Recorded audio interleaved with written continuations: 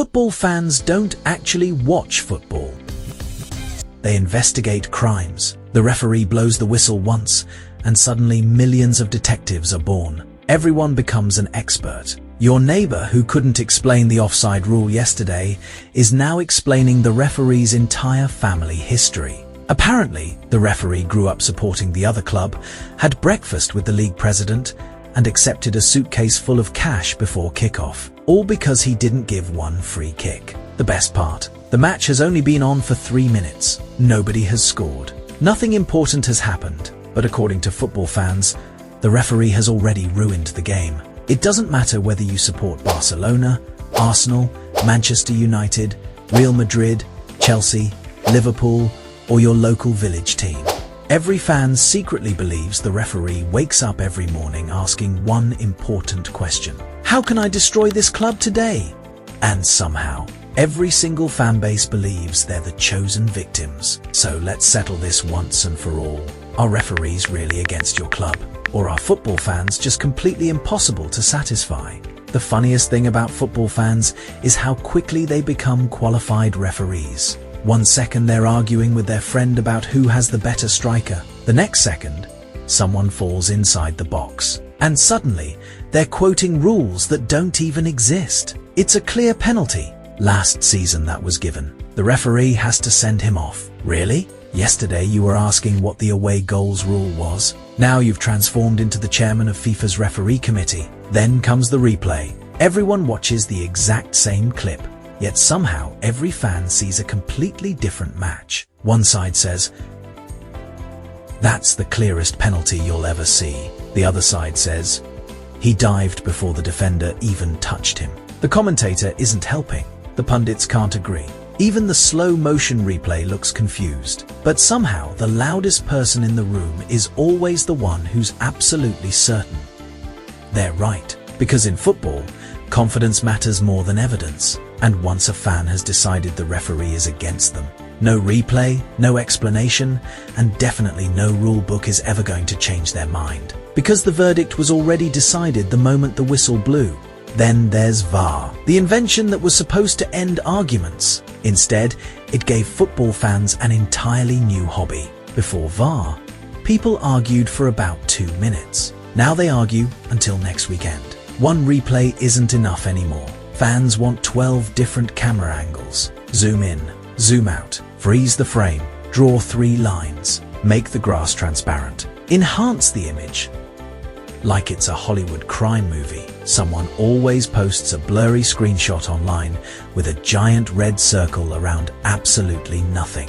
Then another fan replies with an even blurrier screenshot claiming it proves the exact opposite. At this point, nobody is watching football anymore. They're conducting a forensic investigation. The funniest part is that when VAR overturns a decision against your team, it's suddenly the greatest invention in sports history. Technology doesn't lie. The game is finally fair. But when VAR overturns a goal for your team, now it's killing football. It's too robotic. It has ruined the passion. Amazing how technology changes depending on which badge is on your shirt. Because for football fans, VAR isn't about getting the decision right. It's about getting their decision right. Every football fan claims they just want consistency. That's a lie. What they actually want is consistency that benefits their club. If the referee gives your team a soft penalty, you'll hear things like, "Well, there was contact. The defender was asking for it. The rules are the rules." Fast forward 1 week. The exact same challenge happens against your team. Now the referee is apparently the worst official in football history. It's never a penalty. He got the ball first. Football has gone soft. Nothing changed except the color of the shirt. It's like football fans own 2 completely different rule books. One is for their team.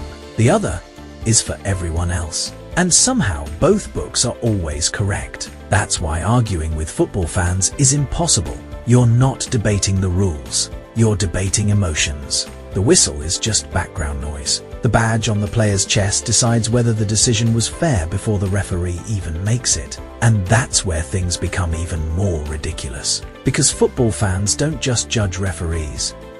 They judge absolutely everything.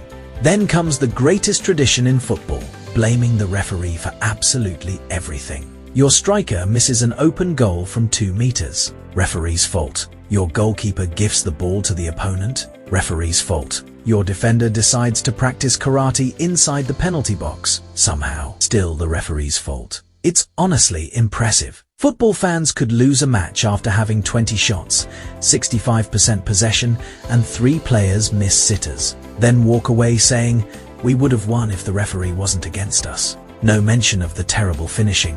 No mention of the awful defending. No mention of the manager making substitutions that confused even his own players. No, apparently, one throw in that went the wrong way in the 18th minute destroyed the entire match. The referee has become football's universal escape plan, because admitting your team simply played badly, that's far too painful. It's much easier to believe there's a secret conspiracy than accept your striker couldn't hit a barn door. And somehow, every fan base is convinced they're the only victims of this invisible football conspiracy. But nothing exposes football fans faster than the final whistle. Watch what happens after a defeat. Within 5 minutes, social media turns into a courtroom. Every fan suddenly has a 47-post thread explaining how the referee robbed them. Someone uploads screenshots. Another person draws lines across the pitch, like they're designing a new motorway. Someone else finds a freeze frame so blurry, it looks like it was taken with a potato, and somehow calls it undeniable evidence. Then come the famous words. Everyone is against us. The league, the referees, VAR, the media, the commentators. Apparently, the entire football world woke up that morning, held a secret meeting, and agreed there was only one mission. Make sure your club doesn't win. It's almost impressive how every fanbase believes they're the main character in football. Ask 10 different clubs if referees are biased against them, and all 10 will confidently say yes. At that point, the only question left is, if everyone thinks the referee is against them, who exactly is the referee helping? Here's the truth. Football fans will never admit. Referees don't have the hardest job in football. Trying to satisfy football fans does. Give a penalty. Half the stadium celebrates, while the other half wants your referee's license revoked. Don't give the penalty. The reactions simply switch sides. There is literally no decision that makes everyone happy. And maybe that's the real beauty of football. It's the only sport where millions of people willingly spend 90 minutes shouting at a stranger with a whistle, then come back the following weekend to do it all over again. Deep down, every football fan believes one thing. Not that referees are fair, not that referees are honest, but that the referee is personally against their club. And honestly, without that tiny bit of delusion, football wouldn't be nearly as entertaining. Because if referees suddenly became perfect tomorrow, football fans would probably spend the next week complaining that the referees had become too perfect. After all, football isn't just a game. It's 90 minutes of passion, conspiracy theories, selective memory, and the unshakable belief that this week's referee was definitely worse than last week's. And if you're watching this thinking, "Not my club," congratulations. You're exactly the football fan this video was talking about. But referees aren't the only people football fans blame. Next time, we're talking about something even funnier. Why every football fan secretly believes they'd make a better manager than the actual coach. See you in the next one. Next video title. Every football fan thinks they're a coach.